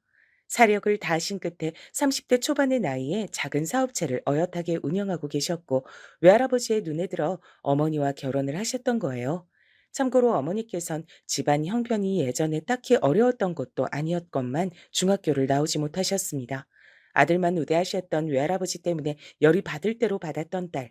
그 사람이 바로 제 어머니셨거든요. 나는 더럽단 말과 치사하다는 말을 왜 같이 쓰는지 알겠어. 네 외할아버지를 두고 하는 말인 거야. 정말 더럽고 치사해서라도 그깟 학교 안 다니고 말지 싶더라. 외할아버지께선 당신의 딸들을 철저하게 미래의 출가 외인 정도로 대하셨다고 해요. 여러 의미로 대단하신 분 같아요. 온갖 잔소리를 듣고 욕을 먹으며 중학교를 다닐 바엔 죽도록 집안일이나 하고 나가서 돈이나 버는 게 나을 것 같아서 어머니는 그렇게 하셨다네요. 당시에는 그게 속이 편하셨다고 하는데 시간이 지나자 가슴속에 응어리로 한으로 남았다고 하시더군요. 남들이 보기엔 경제적으로 어려울 것 없어서 축복받은 집안의 딸이었겠으나 실상은 전혀 다른 인생을 살아오신 어머니셨어요. 반항심에 별 개차반 같은 남자들도 많이 만나보셨다고 했습니다. 그러나 당신 스스로도 신랑감은 절대 아니구나 하는 생각 정도는 갖고 계셨다네요. 그러다 보니 결혼을 못하신 채로 20대 후반에 접어들게 되셨는데 외할아버지의 강한 압박 때문에 아버지와 결혼하셨던 거예요. 내가 이 나이 먹도록 결국은 부모님의 그늘을 못 벗어나는구나 싶어서 화딱지가 났고 그래서 시키는 대로 결혼하는 건 절대 안 하려 그랬었지. 근데 네 아버지 얼굴을 딱 본 순간에 어라 마음에 드네. 그래서 에라이 그냥 마음 편하게 결혼을 해버리자 싶더라고. 부모님의 과거도 굉장히 흥미로운 이야기였으나 질풍가도의 중학교 시절을 마무리 지어보자면 결국 저는 성철이 녀석 때문에 골치가 아파졌답니다. 여러 가지 확인 작업을 거친 끝에 제가 좀 사는 집 자식인 것을 확인하게 된 성철이는 제가 본인을 기만하고 약 올렸다고 생각하면서 그때부터 절 엄청나게 싫어했습니다. 그냥 싫어하는 것으로 끝낼 양아치 지망생이 아니었죠. 야, 친구 좋다는 게 뭐냐? 친구한테 1,000원만 주면 안 되겠냐? 어? 너희 집 잘 살잖아. 잘 못 산다는 거 거짓말이었잖아. 잘 산다고 쳐도 내가 왜 너한테 돈을 줘야 되는데? 귀 막혔냐? 친구 사이니까 줘야지. 내가 몇 번을 말하네, 동철아. 우린 친구잖아, 어? 친구끼리 돕고 살아야 좋은 거 아니겠어? 안 그래? 그러니까 좋은 말로 할 때 내놔라. 알아서 내놓으면 1,000원, 알아서 안 내놓으면 나한테 얻어 터지고 나서 가진 거 다 내놔야 할 거야. 친구로서 배려해준다. 기가 막혔습니다.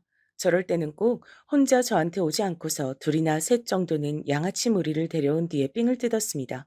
어머니가 하신 소리가 맞았죠. 더러운 것과 치사한 것은 한 세트였어요. 그리고 전 성철이를 더럽고 치사한 놈으로 봤습니다. 부모님 돈이지 내 돈 아니야. 나는 돈 없어. 뒤져서 나오면 10원에 한 대씩이다. 넌 이제 뒤졌다. 그 이전부터 이미 슬그머니 저를 압박하며 괴롭혀대고 있던 선철이는 그날 결국 제 배를 발로 걷어찼습니다. 제가 교실 구석바닥에 넘어지기가 무섭게 같이 온 양아치 녀석들이 저에게 발길질을 무섭게 날리기 시작했죠. 쪽수로 밀어붙이는 더럽고 치사한 놈들이었습니다. 한 놈은 혹시 선생님이 오시나 안 오시나 망을 보는 치밀함까지 갖추고 있었습니다. 하지만 저는 또 성철이를 당황시키는데 성공하고 말았죠. 뭐, 뭐야? 이 새끼 진짜 정체가 뭐지? 왜 돈이 한 푼도 없어? 야, 넌 중학생이 돼가지고 어떻게 1,000원도 없냐? 용돈도 안 받아? 이런 괴상망측한 찌질이 새끼를 다 봤나? 당황한 성철이가 제 가방을 뒤져봤지만 거기에도 돈이 없던 것은 물론이고 딱히 탐이 날 만큼 값이 나가는 학용품 하나도 없었습니다. 그러자 함께 저를 때린 양아치 녀석들이 어이없단 시선을 성철이에게 날리기 시작했죠. 너는 목표물 선정을 이상하게 하는 재주가 있다. 덕분에 우리만 헛고생하네. 뒤늦게 양아치 무리에 들어갔던 성철이는 아직 입지가 완벽하지 않은 모양이었습니다. 금세 식은땀을 흘리는 게 보이더군요. 전 속으로만 웃었죠. 내가 이럴 줄 알고 지난주부턴 아예 돈을 안 갖고 다녔다 이 자식아. 뛰는 양아치 위에 나는 찌질이 있다. 돈 한 푼 없이 어떻게 학교를 다니냐고? 왜 못 다녀? 집이 가까우면 다 가능하게 돼 있어. 삐까 번쩍하던 비싼 학용품, 브랜드 가방, 이런 것들도 진작에 제 남동생에게 넘긴 바였죠. 정확히는 남동생의 것과 교환을 했습니다. 항상 저의 것을 탐내는 녀석이었기에 저의 제안을 무척이나 기뻐했답니다. 남동생은 아직 초등학생이었으니 중학생의 시각에서 보기엔 유치하고 왠지 보잘것없는 학용품들이었죠. 제가 작정하고 대비를 해놓은 탓에 성철이는 저를 쉽사리 엿먹이지 못했습니다. 저에게 돈을 가져오라고, 돈 내놓으라고 그런 으름장도 놓았지만 전 귓등으로도 안 들었어요. 부모님이 보통 엄하신 게 아닌데다가 미칠 듯한 구두쇠셔서 돈의 디귿자만 꺼내도 집에서 처맞는다 그랬습니다. 돈 달라고 그랬다가 부모님한테 맞이나 돈 못 줬다고 너한테 맞이나 그게 그거라고 했더니 성철이가 완전히 어리 빠진 얼굴로 절 쳐다봤던 표정. 그게 정말 가관이었죠. 사실 저라고 해서 양아치 무리에게 찍히고 싶진 않았습니다. 척을 지는 것은 사양이었고 눈에 띄는 짓 자체를 하고 싶지 않다는 게 솔직한 바람이었죠. 그래서 저 돈을 마음이 편하진 않았답니다. 무식한 남자들의 세계에서 얄밉게 나대는 놈보다 눈엣 가시로 여겨지는 놈도 없었거든요. 그런 놈이 되는 것만 싫었기에 저는 적당히 숨을 죽였습니다. 천만 다행이라면 다행히도 성철이 말고 다른 양아치 무리의 놈들은 절 괴롭히는 것에 딱히 관심이 없었어요. 나약하고 온순하고 만만하면 쉽게 그놈들의 표적으로 찍히곤 했는데 제가 그들의 관심사에서 멀어질 수 있었던 건 자명한 이유 때문이었습니다. 괜히 저를 잘못 건드렸다가 제 부모님이 학교에 찾아와서 난리라도 치면 본인들에게 손해가 갈 거라고 생각했기 때문이었죠. 같은 반 녀석들이 동철이는 부모님이 능력이 좋아서 그 자식들이 안 때리잖아 라고 쑥덕거리는 얘기를 제가 몇 번이나 들었었네요. 저를 노골적으로 싫어했었던 성철이만 아니면 그럭저럭 버틸 만한 학교 생활이었고 가끔 만화책 보는 것을 일탈이랍시고 여기는 모범생 녀석들하고만 전 어울려 다녔습니다. 그러다가 집에 큰일이 생기고 말았어요. 아버지의 사업이 폭삭 망해버린 것이었습니다. 폭삭 망했다는 건 외엔 표현할 길이 없다고 큰 고모가 저희 집에 와서 눈물을 훔치시며 그렇게 말씀하시는 걸 들었어요. 꽤나 유복하게 잘 살았던 저희 집은 어느새 빚더미에 올라 있었습니다. 이거 이제 우리 물건 아니야. 이런 것도 다 빚쟁이들이 가져갈 거야. 저희 집에 있는 저희 물건인데 도대체 어머니가 무슨 말씀을 하시는 건지 처음엔 알아듣기 힘들었어요. 하지만 도망치듯 이사를 가게 되었던 날 모든 것이 실감이 났습니다. 제가 중학교 2학년에 2학기를 지나던 때의 일이었죠. 어둡고 습하고 왠지 모르게 그 안에 있기만 해도 기분이 우울해지는 것 같은 방 한 칸짜리 작은 집이 저희 가족의 새 보금자리였습니다. 이곳에서 가장 가까운 중학교에 제 남동생이 진학할 것이고 저 또한 그곳으로 전학 절차를 밟을 거란 얘기를 들었어요. 저에게 선택지는 없었죠. 제가 부모님을 잘 둔 덕분에 무사히 학교 생활을 할 수 있었던 것처럼 미성년자인 자식은 부모님을 따라 명과 운이 갈릴 수밖에 없었습니다. 그런 집에서 살기 싫었어요.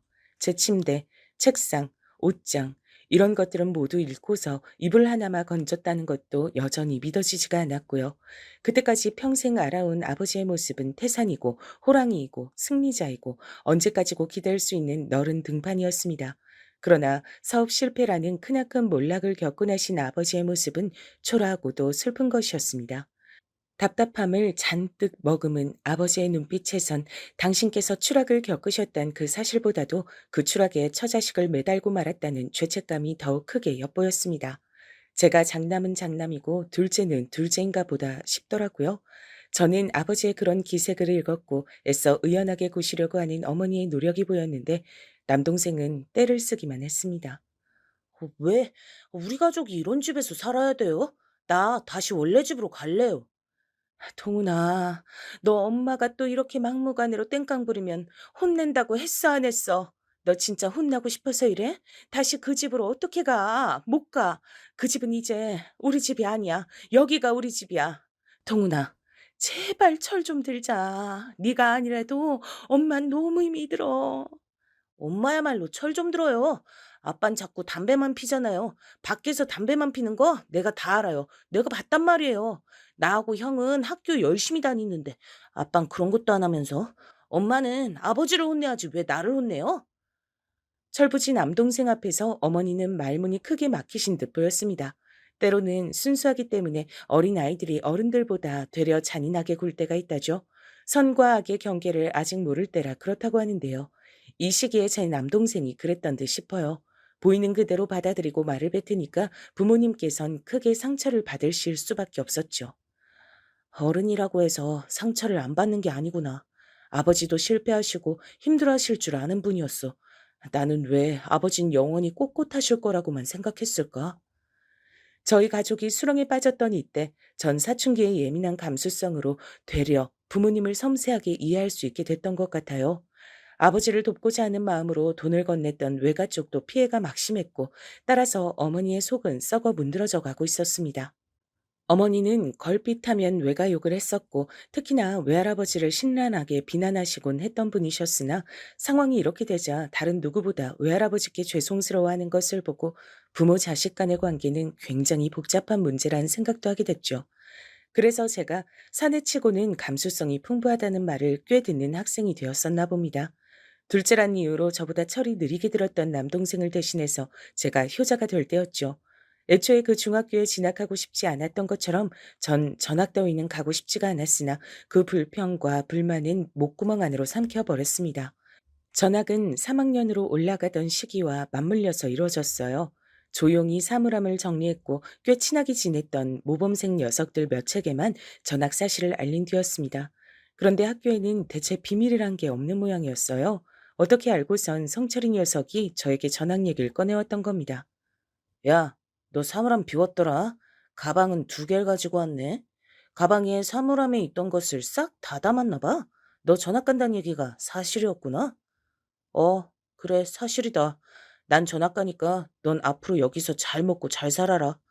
근데 이 찌질이 새끼가 끝까지 말본세를 안 고치네. 야, 너 부모 믿고서 까부는 것도 적당히 해야 될 거다. 그런 게 영원하리라는 보장이 있겠냐? 안 그래? 성철이가 그때 뭘 알고서 저한테 그런 말을 한 것은 아니었으나 듣던 입장에선 조금 뜨끔할 수밖에 없었죠. 제 본심은 그때 대체 내가 너한테 뭘 잘못했길래 넌 나한테 이러는 것이냐고 그런 것이나 따져먹고 싶었습니다. 그러나 전학이 결정된 상태에서 그런 소모적인 행위 따위는 하고 싶지가 않았어요. 대신 양아치 무리에서 튕겨나가지 않기 위해 안간힘을 쓰며 학교 생활을 하고 있던 성철이에게 선심을 가득 담아 조언을 남겨줬습니다. 야, 나한테 그런 소리를 할 게 아니라 넌 공부부터 해라. 뭐라고? 이 찌질아, 지금 너 공부 잘한다고 나한테 유세 떠냐? 자랑질이야? 확 씨. 그 잘난 대갈통을 박살내 줄까 보다. 네가 전교 꼴찌, 성적 바닥을 기는 놈이었음 내가 이런 소리도 안 하지. 그건 아예 가망이 없으니까. 근데 너 의외로 기본적인 머리는 있는 모양인지 중하위권은 하더라. 전교 등수 복도에 붙었던 날에 네 성적 봤어. 똥폼 잡고 싶어서 양아치 짓을 하는 녀석치고는 성적이 그만하면 괜찮던데. 작정하고 공부 좀 해. 이게 미쳤나? 야, 너 죽고 싶냐? 네 대갈통 따위는 이 주먹 한 방이면 망가뜨릴 수 있어. 너 그거 알고서 지금 나한테 까부는 거냐? 난 어차피 적당히 공고해 갈 건데 공부가 뭔 상관이야? 성적 낮게 보는 공고해 가려고? 그럴 거면 멋대로 공부 안 해도 되겠네. 근데 만에 하나 성적 깐깐하게 보는 인문계 턱걸이라도 하고 싶음 공부해라. 지금이라도 늦지 않았어. 이 찌질이가 완전히 지랄하고 자빠졌네. 벌써 3학년인데 늦지 않긴 뭐가 늦지 않아. 넌 집안이 잘 사니까 언제든지 학원 다니고 과외 받을 수 있으니까 뭐든지 쉽게 느껴지나 봐. 쉽다고는 안 했는데. 그렇게 생각 안 해. 근데 해볼 만하다고는 생각해. 네 말대로 벌써 3학년이잖아. 자포자기하는 녀석들 이미 꽤 많이 나오고 있거든. 그리고 1학기 중간고사 딱 끝나자마자 거기서 절반 이상이 더 자포자기 할 거야. 포기하지 않고 끝까지 해보는 녀석이 진짜 백이 승자다. 여기까지가 내가 해줄 수 있는 조언이야. 너 하기에 달렸지. 이 재수없는 찌질이가 말하는 꼬라지 한번 진짜 두들겨 패고 싶어지네. 그렇게 잘난 척 해놓고 과연 네가 얼마나 어떻게 잘 사는지 어디 두고 보자. 나를 왜 두고 봐? 설마 날 또 만나려고? 그건 사양인데. 아, 그리고 마지막으로 꼭 해주고 싶은 말이 있는데, 야, 너는 양아치 짓이 진짜로 안 어울려. 안 맞는 옷이라고 짜샤. 성철이 녀석은 얼굴이 시뻘겋게 달아오른 채로 저를 진짜 죽여버리려 했습니다. 분명 그 손은 제 목을 조르기 위해 뻗어졌을 테죠. 간반의 차로 전 그걸 피했고 마침 선생님들이 그쪽으로 다가오셔서 전 벗어날 수 있었습니다. 가슴을 쓸어내리며 학교를 빠져나왔었죠. 다시는 발붙일 일이 없는 학교의 건물을 보면서 저는 괜한 오지랖을 부렸다고 후회했습니다. 하지만 성철이 녀석을 다시 만날 일이 아무래도 없을 테니 별일이야 있겠나 싶기도 했죠. 전학을 간 학교 역시도 남자 중학교였습니다. 시커먼 녀석들만 가득했죠. 그리고 이미 3학년이었기 때문에 전 적당히 겉돌기만 하면서 지내면 됐습니다. 용돈 한 푼 없이 학교를 다니는 절 보면서 몇몇은 제 궁핍한 수준을 알아차린 듯 했어요. 전 은근슬쩍 왕따를 당하게 됐죠. 중학교의 마지막 생활은 고요하고도 외로웠습니다. 저는 나름 명문으로 꼽혔던 어느 인문계 고등학교에 진학을 했어요. 그 정도는 저에게 가뿐했죠. 더 괜찮은 고등학교도 사실 합격할 순 있는 성적이었으나 그곳에 가지 않은 이유는 집에서 멀었기 때문입니다. 제가 어느 남자 고등학교에 입학한 것은 집에서 등하교하기에 수월하다는 이유가 컸었죠. 어느새 그 코딱지만한 어두운 공간을 아무렇지도 않게 집이라고 칭하고 있었습니다. 그런 지 꽤 되었다는 사실을 자각하고서 씁쓸하게 고등학교 생활을 시작하려던 저의 눈에 믿을 수 없는 광경이 들어왔어요. 배정받은 교실로 들어선 인물, 바로 성철이 녀석이었습니다. 어? 너 설마 찌질이 새끼? 너 여기 입학했냐? 너야말로 여길 입학했어? 잠깐만, 너 설마 공부했던 거야? 내 조언대로? 이런 미친놈이 그 입 안 닥쳐? 누가 네 조언대로 공부를 했다는 거야? 대체 누가? 하지만 네가 그때부터 당장 공부를 하지 않았다면 여길 올 수 있었을 리가 없는데. 닥치라고 했다. 야, 찌질이, 너 진짜 내 손에 대갈통이 날아가고 싶어서 환장을 했구나. 저를 보며 성철이는 이를 갈았고 1년 전보다 체격이 더욱 좋아진 그 녀석을 보면서 저도 모르게 슬며시 눈을 내리깔았습니다. 머릿속으로는 망했다는 생각이 가득했죠. 역시 그때 괜한 오지랖을 부린 것 같았어요. 그 중학교를 나온 옆반의 녀석을 찾아가 어떻게 된 것인지 민망함을 무릅쓰고 물어보았습니다. 그러자 그 녀석이 알려주길 성철이 녀석이 양아치무리에서 결국 튕겨져 나왔는데 딱히 친구가 없으니까 조용한 모범생들한테 가서 억지로 친구를 먹고 다니더니 소란 안 피우고 계속 공부만 했다는 겁니다. 그리고 아마 이 고등학교는 턱걸이로 들어온 것 같다 그랬어요. 별로 안 반가운데. 그리고 별로 예감이 좋지 않아. 여러분, 어째서 나쁜 예감은 늘 맞는 법일까요? 세상사 결코 쉽지 않은 것 같습니다. 제가 전학을 간 중학교에서 같은 고등학교로 진학한 녀석들도 당연히 몇 있었는데 성철이가 제 얘기를 들어버렸던 겁니다. 저희 집이 쫄딱 망해서 다 쓰러져 가는 구옥에서 살고 있고 그래서 제가 전학까지 갔었단 사실을 말입니다. 오호라, 그런 거였어? 야, 속이 다 시원하네. 처음부터 난 그 새끼가 마음에 안 들었어. 눈깔에서부터 잘난 척하는 기운이 넘쳐 흘렀거든. 촌티만 팍팍 풍기고 놀 줄도 모르고 그저 찌질하기만 한 녀석이 공부 좀 하고 집안이 잘 산다는 이유로 고고하고 매사에 자신만만한 거 그게 그렇게 꼴보기가 싫었는데 아, 하늘이 내 편인가 보다. 어쩜 이렇게 좋은 일이 다 생겼냐? 성철이가 신이 나서 그렇게 말하는 것을 목격한 녀석들이 한둘이 아니었습니다. 옆반 녀석이 저한테 다가와서 그걸 슬쩍 알려줬죠. 못된 성철이 녀석은 제 불행을 자신의 행복으로 삼았습니다. 제 상황이 즐겁고 고소해서 어쩔 줄 몰라 하더군요. 이제 거리낄 것이 없다는 듯 성철이는 저를 본격적으로 괴롭혀댔습니다. 솔직히 고등학생식이나 돼서 친구를 괴롭히는 것 너무 유치하고 저급하지 않습니까? 그 당시에도 저는 그렇게 생각했습니다. 상대할 가치도 없다고 여겨서 성철이가 저의 체육복에 저질스러운 욕을 매직으로 적어놓든 제 교과서에 우유를 붓든 제 사물함에 압정을 쏟아놓든 아님 대놓고 저를 발로 차며 낄낄거리든 그저 묵묵하게 굴었습니다. 따지고 보면 저는 성철이 녀석에게 실질적인 조언을 날려서 도움을 주면 줬지 나쁜 행동을 한 적이 없었습니다. 먼저 시비를 건 적도 없었고요. 그래서 성철이 녀석도 이러다가 말겠지 싶었습니다. 본인 스스로도 이런 걸 내심 부끄러워할 거라고 여겼습니다. 너 이제 부모 백 없다면서? 가난뱅이 다 됐다면서? 꼴 좋다 이 찌질이 새끼. 하지만 세상에는 남을 괴롭히는 것에서 희열을 느끼는 부류가 있더라고요. 남보다 자기가 우위에 서는 것을 계속해서 확인받고 싶어하고 그런 감각에 중독되는 부류가 있다는 걸 저는 성철이 녀석을 통해 배웠습니다. 성철이 녀석처럼 덩치가 꽤 좋고 목소리가 크고 힘이 좋은 녀석이 앞장서서 절 괴롭혀대니까 다른 녀석들도 절 만만하게 여겼어요. 군중 심리라는 게 그렇더라고요.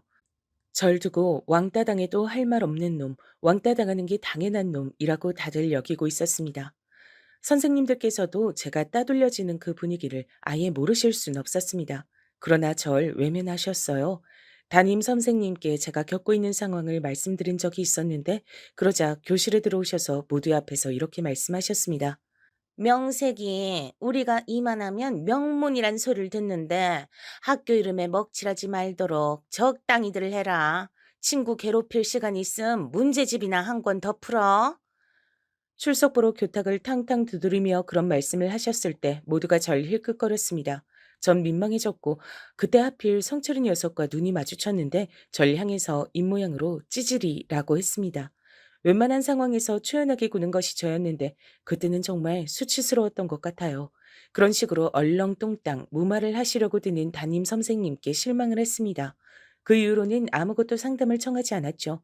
당연히 부모님께는 학교 생활에 아무 문제가 없다고 그렇게만 말씀을 드렸습니다.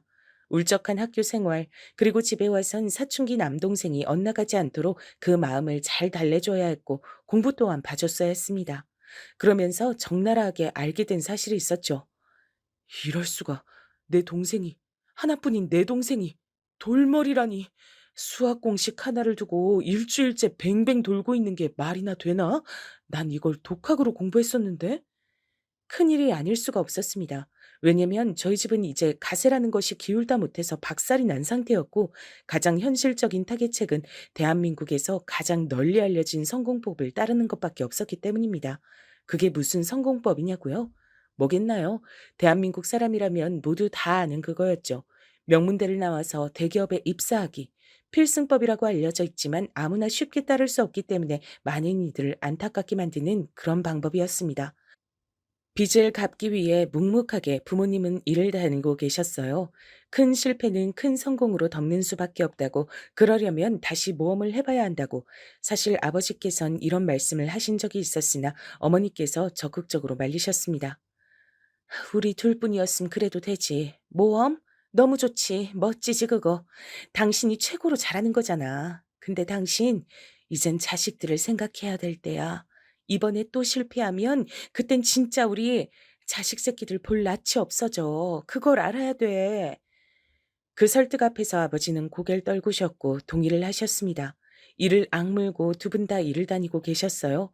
전 매일같이 피곤에 절은 두 분의 모습을 보며 저와 남동생이 명문대를 가서 대기업을 나오는 가장 안전하고 확실한 방법을 따른 수밖에 없다고 확신을 했습니다. 그런데 제 남동생이 제가 가진 공부머리의 반절 정도밖에 안 된다는 것을 확인하자 절망이 절 덮쳤어요. 그리고 이루 말할 수 없는 책임감, 부담감으로 전 질식할 것만 같았습니다. 제가 삐끗하면 저희 가족은 끝이란 생각마저 들었어요. 저에게 따로 말씀은 안 하시고 계셔도 제가 명문대를 무리 없이 갈 것이란 기대를 부모님께서 품고 계신다는 것을 전 눈치로 알고 있었습니다. 성철이 녀석 때문에 학교 생활을 망쳤다고 의기소침해 있을 때가 아니었어요. 저는 뉘집개가 짖나 하는 식으로 나가기 시작했습니다. 제가 무반응으로 일관하며 괴롭힘 앞에서 지루해야 하기까지 하자 성철이 녀석이 당황하더군요. 너는 개같이 짖어라. 난 공부하련다. 머릿속으로 목탁을 두드리며 매사에 태어나고자 애를 썼죠. 저의 그런 반응에 성철이 녀석은 모욕감을 느낀 듯 했습니다. 매번 표정이 볼만했죠. 이 찌질이 놈은 잘난 척을 도무지 관둘 줄 모르네. 가난뱅이 주제에 뭐가 그렇게 단단한 척이야. 저를 대놓고 깎아내리는 것에도 전 흔들리지 않았습니다. 제가 아무렇지 않게 반응하니까 다른 녀석들도 슬그머니 절 업신여기던 태도들을 거두더군요. 남자들의 세계에선 역시 약육강식이 최고인 듯 싶었습니다. 그리고 어느새 그 녀석들도 머릿속엔 이런 생각들을 하게 된 것이겠죠. 제가 당당한 이유? 그건 사실 쉽게 찾을 수 있었습니다. 1학년을 마무리하는 시험에서 저는 전교 3등을 했습니다. 그리고 같은 반 녀석들이 다 보는 앞에서 그 성적표를 받아든 다음 이렇게 혼잣말을 뱉었습니다. 아, 젠장할. 내가 1등일 줄 알았는데 3등이었다니. 그러자 모두가 놀란 숨을 들이키는 소리가 들려왔죠. 전 더 이상 아무도 절 얕보지 않게 됐음을 직감했습니다. 최종 성적표를 받아든 성철이 녀석은 깊은 침묵을 지킬 뿐이었죠. 성적이 개판이었으니까요. 저는 학교 생활을 어떻게 해야 하는지 드디어 제대로 감을 잡은 뒤였습니다. 더없이 당당해지기로 했어요. 근데 갑갑하게도 2학년 때 역시 성철이 녀석과 같은 반이 된 겁니다. 그뿐인가요? 같은 반이 됐다고 하더라도 엮이지만 말았으면 좋겠다 그렇게 생각했건만 2학년 담임 선생님께선 굉장히 화통하신 분이었습니다. 이야, 우리 반에 동서남북이 다 있네. 동철이, 성철이, 남철이, 방철이, 철철철철. 너희들은 오늘부터 우리 반에 동서남북이다. 알았냐? 어디 보자. 동서남북 중에서 누가 제일 공부를 잘하나? 오, 역시 동쪽의 1번이라 그런지 동철이가 제일 잘하는구나. 동서남북의 동, 네가 임시반장 맡아라. 그리고 서, 네가 부반장. 남, 너는 서기, 북, 너는 우리 반의 미화 담당이다. 알았냐? 입이 쩍 벌어졌습니다. 갑자기 동서남북으로 제가 성철이 녀석과 한데 묶인 겁니다. 임시긴 하지만 반장과 부반장이었기 때문에 성철이 녀석과 같이 움직여야 할 때가 종종 있었죠. 중학교 때에 이어서 그때보다 훨씬 더 지독하게 지난 1학년 생활 내내 저를 괴롭혔던 녀석과 동행을 해야 한다니 너무 싫었습니다. 성철이도 내가 더 싫다는 기색을 숨기지 않았죠. 그러나 절 대놓고 괴롭히진 못했습니다. 2학년 담임 선생님께선 오지랖이 강하셨기 때문입니다. 저를 괴롭혔다가 잘못 걸리면 본인만 손해란 것을 성철이는 충분히 인지한 듯 싶었어요. 불행하게도 임시란 이름은 정규란 이름으로 넘어갔습니다. 다른 녀석들이 아무도 동서남북의 자리를 탐하지 않았기 때문입니다. 그렇게 저는 반장직을 계속 수행하게 됐죠. 부모님과 남동생은 제가 학교 생활을 너무 잘해서 반장을 하게 된 것으로 오해를 하고 있었답니다. 그리고 전 얼떨결에 동서남북에 동의되어서 반에서 제법 친구들과 잘 지내게 됐습니다. 이래서 무리라는 것은 중요한 것 같았어요. 제가 동서남북의 일원이니까 다른 녀석들도 절 소속이 있는 놈이라고 자연스레 여기더군요. 전 어느새 완전히 왕따의 그림자를 벗어난 뒤였습니다. 2학년 때는 원활하게 학교 생활을 할 수 있었어요. 성철이 녀석이 저에게 가난뱅이 찌질이라고 이죽거리는 것만 빼면 딱히 어려운 상황은 없었습니다. 대부분의 녀석들과 무난하게 잘 지냈던 것 같아요. 전 내심 성철이를 배은망덕한 놈이라고 여기고 있었지만 한 번도 그걸 입 밖으로 꺼낸 적은 없었네요. 3학년이 되면서 전 대학 입시에만 매달렸습니다. 남동생은 다른 고등학교에 진학한 상태였죠. 자기는 저처럼 남고가 아니라 공학이라면서 즐거워하며 절 놀렸습니다.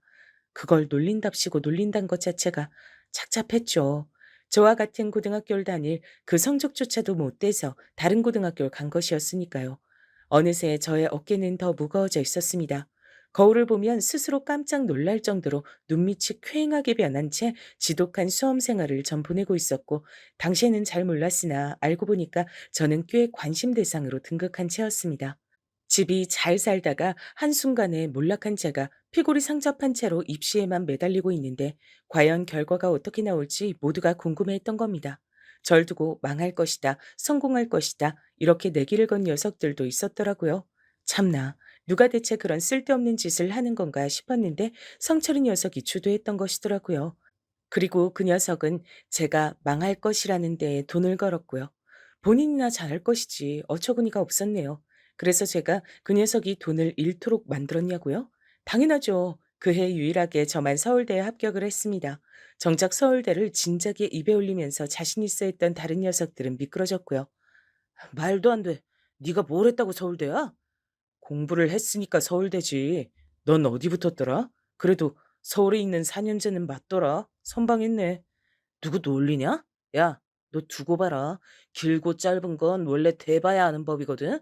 우리 부모님 작년부터 사업 시작하셨는데 잘 되고 있어. 앞으로 전망이 좋아. 난 부모님 날개도 달고 거침없는 내 성격으로 앞으로 직직만 해서 보란 듯 성공할 거다. 잘난 척하고 재수없게 구는 너보다 훨씬. 하여간에 성철이 이 녀석은 저에게 유감이 많은 녀석이었습니다. 그걸 깨달으며 졸업을 했죠. 제 졸업식에선 의연하시기만 했던 부모님께선 제 입학식에서 눈물을 보이셨습니다. 어머니가 우신 것은 놀랍지 않았는데 아버지가 제 앞에서 눈물을 보이신 게 너무 놀라워서 심장이 쿵 내려앉을 정도였어요. 수고했다. 그리고 미안하다. 아버지의 모든 심정이 담겨 있는 최고의 인사였습니다. 저는 차오르는 눈물에 그 뜨거운 감각을 느끼며 다짐했습니다. 멈추지 않겠다고요.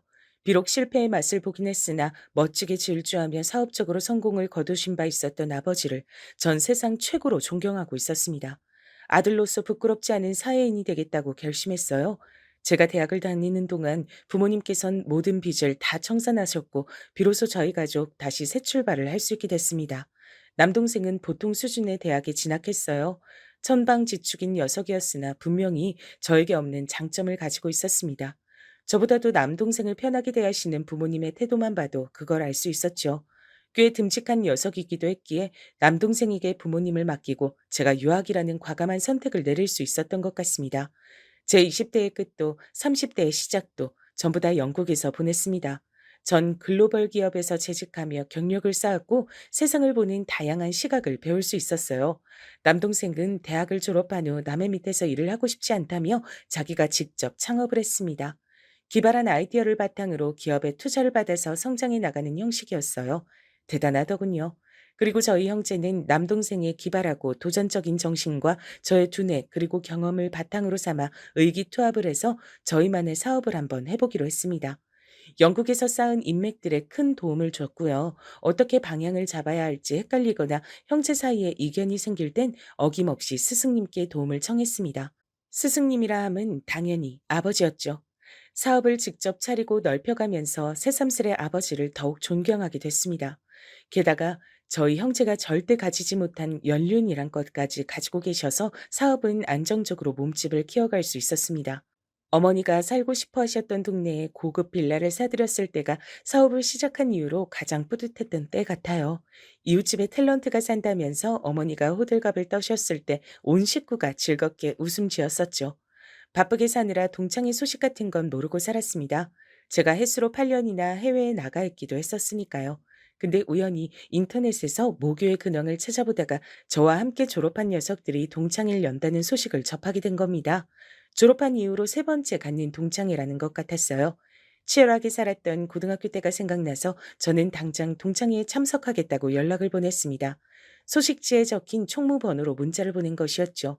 근데 알고 보니까 총부 녀석이 동서남북의 남이었더라고요. 절 반갑게 맞아주었고 당일에 꼭 참석하라며 신신당부를 했습니다. 기쁜 마음으로 전 동창회에 나갔죠. 장소는 넓은 주차 공간을 자랑하는 돼지갈비집이었는데 제가 일이 바빠서 조금은 늦게 도착을 했어요. 그런데 문 앞에서 나와서 담배를 피우고 있던 새 녀석이 절 발견한 겁니다. 사실 제가 아는 얼굴이 보이길래 손을 흔들었더니 그쪽에서도 즉각 절 알아보더라고요. 공교롭게도 새 녀석은 동서남북의 서남북이었습니다. 그 말인즉 성철이 녀석도 셋 중 하나였단 것이었죠. 돼지갈비집이 장소이길래 편한 차림으로 온 저와는 달리 꽤나 힘을 주고 온 차림새였습니다. 야, 찌질이 오랜만이다. 이게 대체 얼마만이냐? 20년만 아니냐? 너 이 찌질이 새끼, 이제 보니까 축복받은 유전자였구나. 별로 안 사갔다. 어, 너도 있었냐? 그래, 반갑다. 이 망할 놈의 찌질이는 여전히 재수가 없네. 또 잘난 척하려고 표정 관리하는 것부터 봐라. 야, 근데 너 여전히 찌질하게 사는구나. 아무도 네 소식을 모르길래 그간 궁금했는데 찌질하게 사니까 근황을 안 전하고 혼자 숨어 살았구나. 타고 온 거 보냐? 설마 아반떼냐? 심지어 구형이세요? 임마, 이 형님처럼 이 정도 나이 먹었으면 외제차 정도는 타줘야지. 성철이 녀석이 배가 찢어지게 웃었고 옆에서 다른 두 녀석이 작작해라 달래며 억지로 안으로 끌고 들어갔어요. 저보고도 얼른 들어오라고 하더군요. 다들 저를 반길 거라 그랬어요. 전 알겠다고 대답한 뒤 바로 따라 들어가지 않고 어딘가에 전화를 걸었습니다. 김비서. 바쁠 텐데 미안하지만 부탁 하나 좀 합시다. 내가 주소 찍어 보내줄 테니까 당장 이곳으로 내 차 좀 끌고 와줄 수 있어요? 어느 차냐고요? 5대 모두 다요. 전화를 마친 뒤 식당 내부로 들어가자 분위기가 어째 성철이 녀석이 제 얘기를 떠든 다음인 듯 했습니다. 전 그저 피식 웃으며 자리에 앉았죠. 그래도 다들 저에게 반가운 눈치로 인사를 건네줬어요. 옛날로 돌아간 것 같아서 기분이 이상했네요. 다들 어떻게 살았는지 간단한 이야기도 들을 수 있었는데 성철이 녀석은 자기 부모님의 일이 제법 잘 풀려서 그간 고생 한 번 안 했으며 탄탄한 직장에 다니고 있는 데다 빨리 승진까지 했다며 저에게 자기 자랑을 실컷 늘어놓아서 절 웃음 짓게 만들었습니다. 왜 웃냐? 네가 가지지 못한 성공의 삶 내가 가져서 그게 신기해서 웃냐? 공부 말곤 재능이 없었던 이 찌질아. 아니, 그런 게 아니라 사업하면서 화려하게 살 줄 알았는데 직장인이라니. 그게 의외라서 웃었다. 나하고는 반대네. 난 대기업 들어가서 안정적으로 살고 싶었는데 어쩌다 보니 사업가로 지내고 있어. 사업가? 참나, 구멍가게 하나 열어도 사업가라고 칭하는 법이지. 이름만 그럴싸할 뿐이야. 그래서 무슨 사업을 하시는데? 모르긴 몰라도 딱 아반떼 정도의 사업 크기겠지. 아, 넌 사업 크기를 차로 가늠하나 보다. 그럼 지금 확인할래? 내가 소소한 취미가 있는데 특이한 차를 수집하는 거거든. 오랜만에 너희들 만났는데 그 정도는 구경시켜줘야 될 것 같아서 내 비서통에서 차를 가져왔어. 다들 궁금하면 보러 나가자. 특이한 차를 수집해? 비서가 있어? 지랄하네. 잘난 척하는 게 아주 인이 박혔구나. 그래, 그 잘난 아반떼 말고 뭐 있는데? 어디 한번 보자. 성철이 녀석이 크게 웃으며 앞장섰고 다들 호기심 어린 눈을 한 채 따라 나섰습니다. 그리고 그 녀석들이 마주한 건 차 한 대의 집 한 채 값이라고 할 수 있는 슈퍼카가 나란히 5대나 주차되어 있는 진풍경이었죠. 대표님, 말씀하신 대로 대표님 차 가지고 왔습니다. 제 수족이라 할 수 있는 김 비서가 차를 운전해서 온 전문 운전기사들을 대동한 채 저에게 깍듯한 인사를 올렸습니다. 저와 굉장히 막역한 사이인데 어떤 자리인지 다 눈치채고 일부러 과장되게 예의를 차리더군요. 그 센스에 감탄했습니다. 바로 그때 성철이 녀석이 다리에 힘이 풀려선 털썩 주저앉았어요. 마, 말도 안 돼. 이게 다 네 차라고? 어떻게 이럴 수가 있어? 너는 네 대가리로 이해가 안 되면 무조건 말도 안 된다고 하냐? 옛날부터 생각한 거지만 넌 참 뭐든 좁게 생각하는 녀석이야. 제가 혀를 끌끌 찾아 모든 녀석들이 저를 놀람과 존경이 가득한 눈으로 쳐다봤어요. 앞다투어 저의 지난 얘기를 자세히 듣고 싶어서 안달들을 냈죠. 성철이 녀석은 입술을 꽉 깨문 채로 제 소유의 슈퍼카드를 한 번 더 바라보다가 고개를 떨구었습니다. 그러더니 모두가 식당 안으로 들어가서 시끌벅적 이야기꽃을 피운 사이 슬쩍 먼저 가버렸어요. 아무도 눈치채지 못한 사이에 말입니다. 다들 뱁새가 황새를 따라갈 수 없었던 것이라며 저와 성철이 녀석을 평하였죠. 술맛이 쓰고도 달았습니다. 며칠 뒤 총무 남 녀석에게 연락을 받았는데요. 그날 그러고 나서 늦은 새벽에 성철이 녀석에게 전화가 와서 통화를 한 바 있다 그랬습니다. 나는 왜 안 되는 거야? 그 찌질한테 끝까지 안 되는 거냐고. 정말 찌질한 건 바로 나였다는 것만 같아서 진짜 미쳐버리겠다. 술에 잔뜩 취한 목소리로 목 놓아 울었다고 합니다.